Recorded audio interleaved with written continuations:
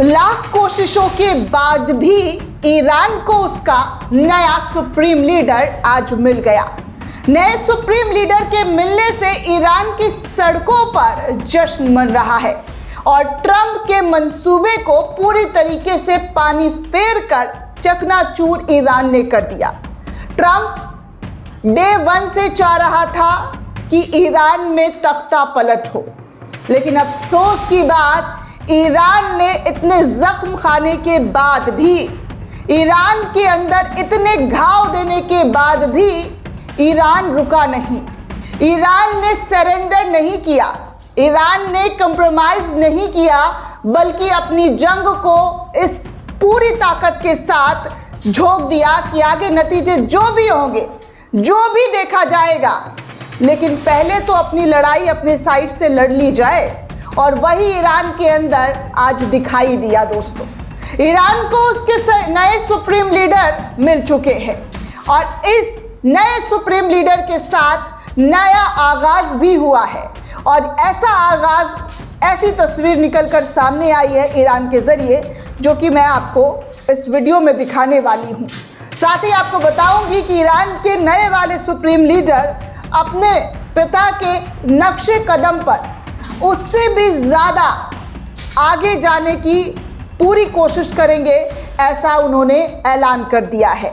Iran में इस वक्त जश्न का माहौल है और लोग खुशी मना रहे हैं, क्योंकि जितनी कोशिशें ईरान को रोकने की गई थी, ईरान उन कोशिशों को फेल करते हुए, पंचर करते हुए सीधे अपने मकसद की तरफ बढ़ रहा है। और उसका मकसद है अमेरिका और इजराइल को सबक सिखाना, अमेरिका इजराइल को बर्बाद करना, और बर्बादी के काउंटडाउन अब शुरू हो चुके हैं।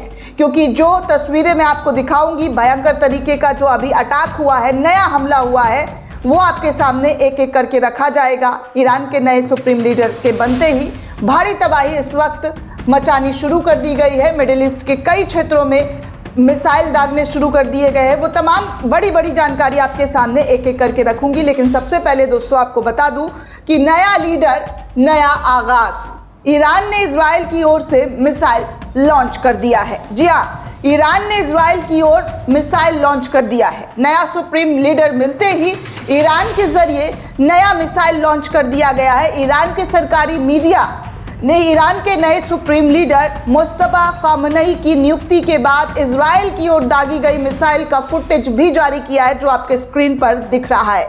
भारी तबाही अब आने वाली है, क्योंकि ईरान को कोई भी लीड अभी नहीं कर पा रहे थे जब से अयातुल्ला अली खामनेई की शहादत हुई थी।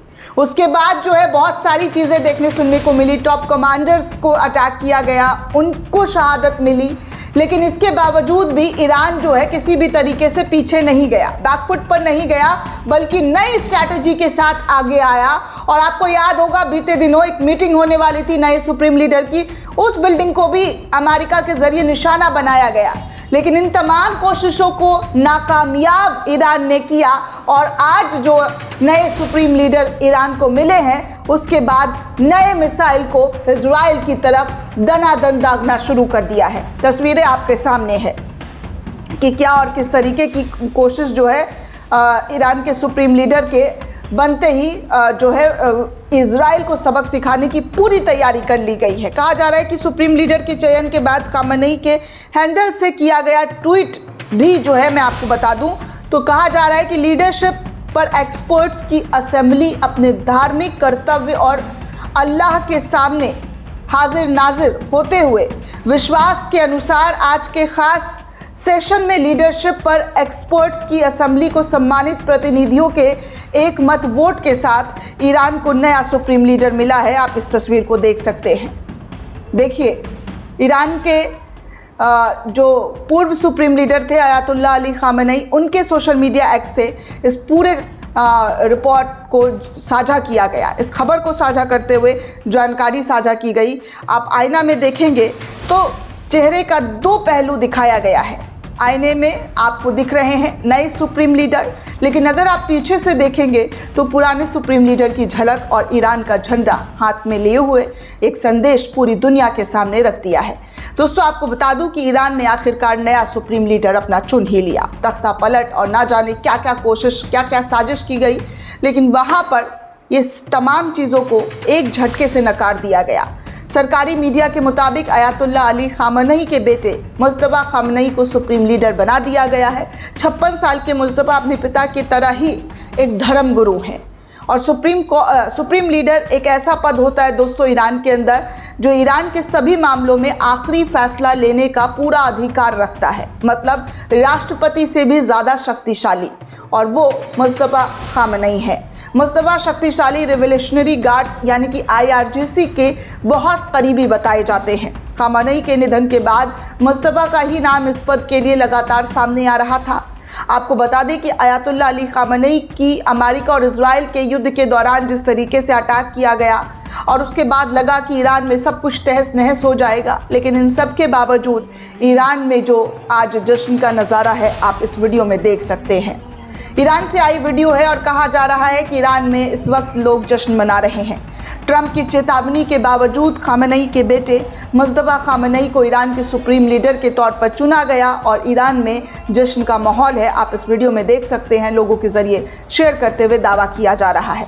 आगे आपको बता दूं दोस्तों कि जैसे ही ईरान के सुप्रीम लीडर बने उसके बाद बहरीन के ऊपर, जी हाँ, बहरीन के बैपको ऑयल कंपनी पर ताबड़तोड़ ईरान के ज़रिए अटैक किया गया है, जहां पर धुएं का गुब्बार उठता हुआ नज़र आ रहा है। तस्वीर आपके सामने है, एक एक तस्वीर आप देख सकते हैं कि क्या और किस तरीके के हालात जो हैं अब ईरान के ज़रिए करने शुरू कर दिए गए हैं। अब एक नया, जी हाँ, अब एक नया जंग जो है यहाँ से शुरू होता है, क्योंकि जाहिर सी बात है सुप्रीम लीडर कोई नहीं था तो कोई जो गाइडलाइन है वो नहीं मिल पा रहा था, लेकिन अब नए सुप्रीम लीडर के बाद एक नई स्ट्रैटेजी अपना ली गई है और उसके बाद ताबड़तोड़ अटैक जो है वो शुरू कर दिया गया है। बताया जा रहा है दोस्तों कि ईरान के हमलों के कारण तल अवीव में बड़े पैमाने पर बिजली गुल हो गई है। बिजली संयंत्र, ऊर्जा सुविधाएं और तेल रिफाइनरी जो है पूरी तरीके से इजराइल के अंदर प्रभावित हो गया है। ईरान ने फिर से नया हमला किया है। इसका फुटेज आप साफ तौर पर देख सकते हैं कि क्या और किस तरीके के हालात इजराइल के अंदर बना दिए गए हैं कि अब उनके पास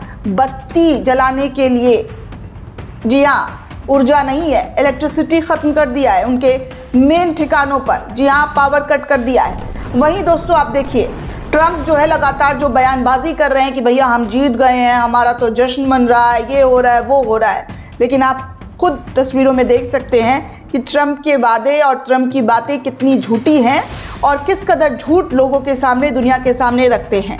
इजराइल के आसमान पर ईरान के मिसाइल की बरसात लगी हुई है, देख सकते हैं स्क्रीन पर आपके सामने है। आप तमाम तस्वीरें देखकर अंदाज़ा लगा सकते हैं कि ईरान ने क्या और किस तरीके के हालात इजराइल के ऊपर बना रखे हैं। वहीं आगे एक और तस्वीर सामने आई है जहां पर बताया जा रहा है कि तेहरान से जहरीली हवा अब, जी हाँ, अब इधर का रुख कर रही है। एसिड बारिश की भी आशंका जो है वो जाहिर की जा रही है। युद्ध सिर्फ एक इलाके में नहीं होता है दोस्तों, कई मोर्चे पर होता है और इसकी जद में कई लोग आते हैं।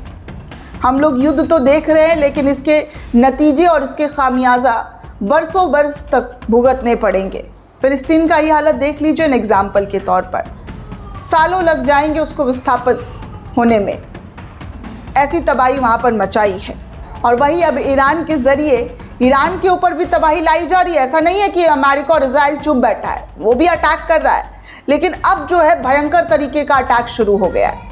खैर, आगे कुछ और तस्वीर, कुछ और विजुअल्स आपके स्क्रीन पर, जब ईरान की मिसाइल जो है क्लस्टर बम बनकर इजराइल की धरती पर गिर रही है। बेन गुरियन एयरपोर्ट, हाइफा और तेल अवीव से धुएं की जो लपटें हैं वो निकलकर सामने आ रही है। इन तस्वीरों में ताज़ा तस्वीरें आपके सामने हैं, रात की तस्वीरें आपके सामने हैं। आप तमाम चीज़ें एक एक करके देख सकते हैं।